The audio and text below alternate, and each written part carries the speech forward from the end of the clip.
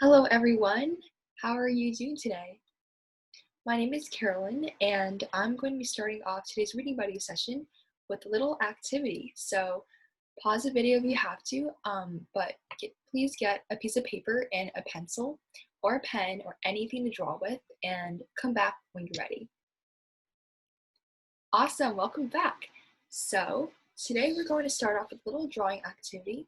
We're going to be taking this letter A right here, you can see it, letter A, and we're going to turn it into a character. So we're going to use this letter to make it into a character. So the first step, if everyone could take up the pencil and put it on a piece of paper, is draw this letter A, right?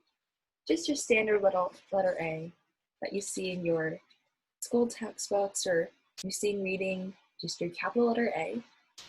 So take a few minutes. And during this process, if you guys need to slow down, just pause the video and draw the step and just unpause when you're ready. Okay, so now we've done this letter A. I want you all to draw these 3 lines right here on top of letter A. So you can see how there's a straight line and then there's 2 lines like that. Awesome. So we're going to be slowly drawing a picture, but try to guess what it is before we get there. And, oh, now we add a circle at the top of letter A. What's happening here? What does this look like? What does this remind you of? A girl? A person? I don't know, whatever you guys think. All right, so now we're going to give, it's a girl, a face and some hair. So she has really curly black hair.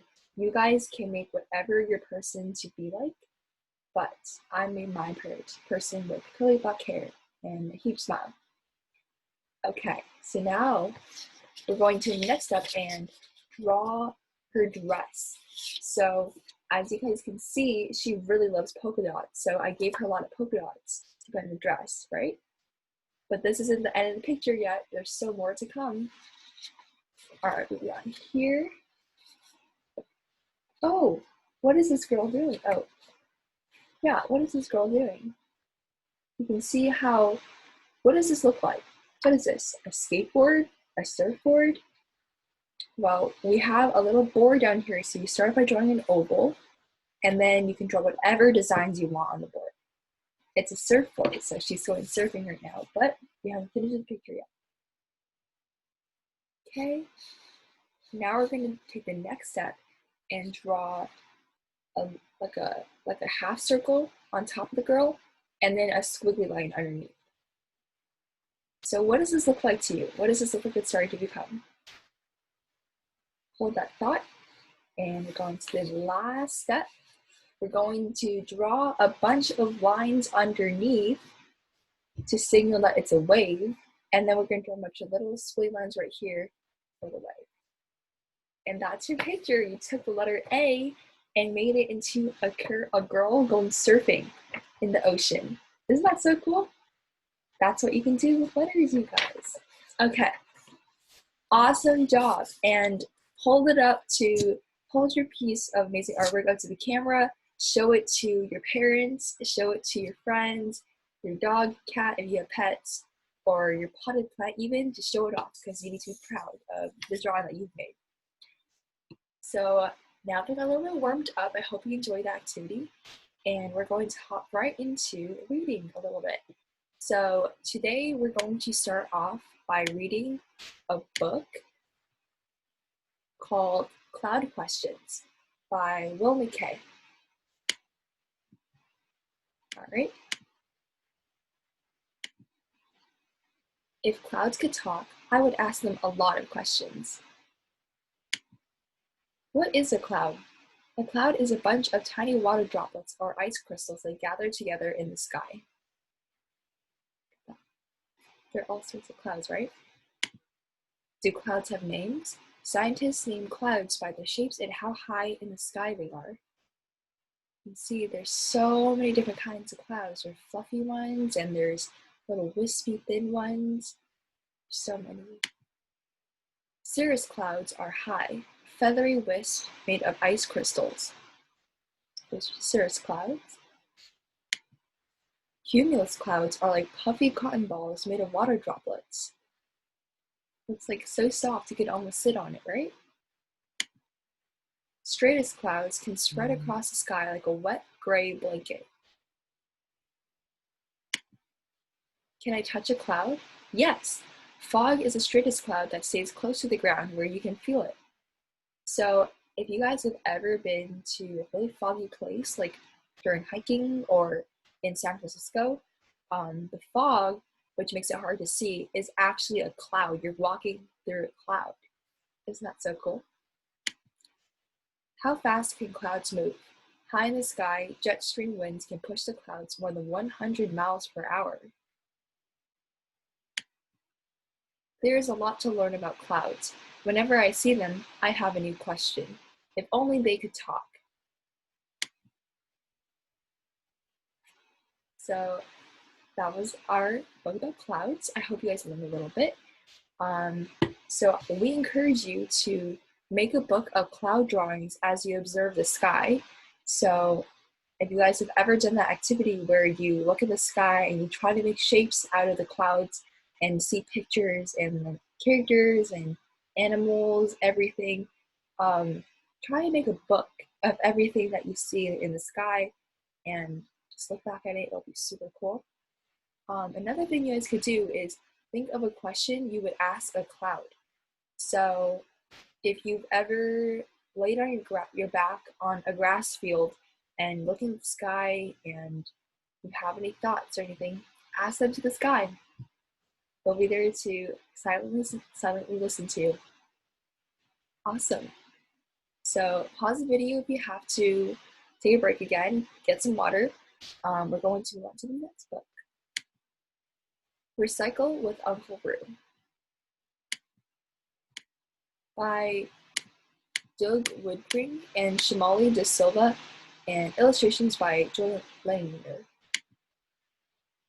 Adisa was looking for a birdhouse he had made from trash, but his mother had thrown it away.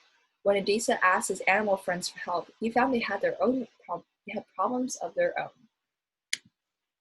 Flora was looking for worms and insects, but they were buried under piles of plastic trash.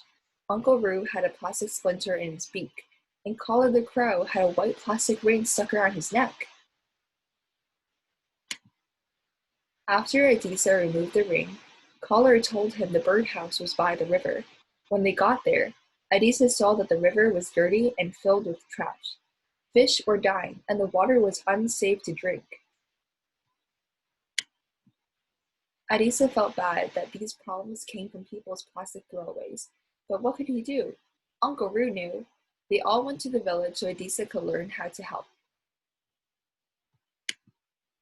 Adisa's mother removed the plastic from Uncle Roo's beak so he could crow again.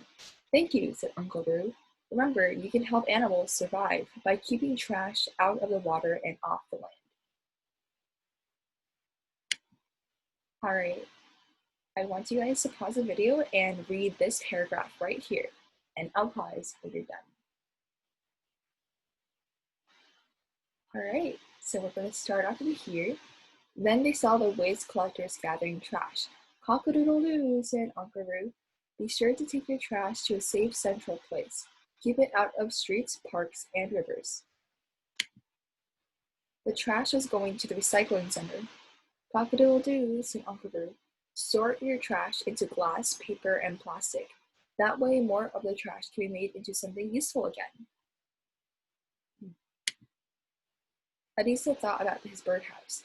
Cock-a-doodle-doo, said Uncle Roo.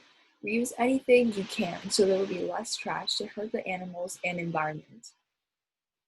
Is that something you guys sound like you could do? Something that you would do to help save animals and just prevent trash and everything from building into the environment, because something like that. Adisa thanked Uncle Roo. Cock-a-doodle-doo, said Uncle Roo. Remember you hear a rooster crow, remember me and put your trash where it belongs. So that is the concept of recycling. If you guys have ever heard your teacher say this, or this is a new concept for you, that's totally okay. So recycling, just as a refresher, is a process where you take a used item and you put it into a special bin. It's called a recycling bin. I'm sure you guys have heard. It's usually blue or green, and basically this helps reuse the item so that way it doesn't go into the trash and degrade and just not be used again. So with recycling, you're allowing the item and material to be used again, so it stays out of the environment and does not pollute the ecosystem or hurt animals or anything. So always recycle when you can. So what you can do to help out with this is find a recycling center near your house and make a plan with your family to use it. Another thing you could do is to put on a play with your friends and tell others all about how to recycle. It's important that we all know how to recycle because we need to do our part when we buy our stuff. We have to figure out a way how we can not contribute to this, to ruining the environment. Because that's what we do, right? Awesome. So we're going to do our last book today with What is Money? So What is Money by Jeff Solomonson. Money is all around us in our everyday lives. We earn money by working at jobs or selling things. So here we have a couple of kids doing car wash. Money comes in different forms: paper bills and checks, metal coins, and plastic credit cards. The numbers we see on paper money and coins represent value. So if you guys know how money works, you have a $1 bill, and how much is that worth? Right? $1. Yeah, and then you have, let's say, a quarter. How much is that worth? Yeah, 25 cents. So here we have little pieces of paper and metal and everything, and they represent something that we can trade, something that's worth something to us, right? It's a very interesting concept. We learn the value of money by how much it can buy. We use money to get things we need or want, like food, clothes, or even toys. Money gives us the ability to do things like going to the movies or hire people to do things for us, like cutting our hair. He doesn't look very happy. Money also can be shared. We can give our money to groups and to help others who are in need. So yeah, we have a charity right here where we're donating food drive. So can you guys read this page?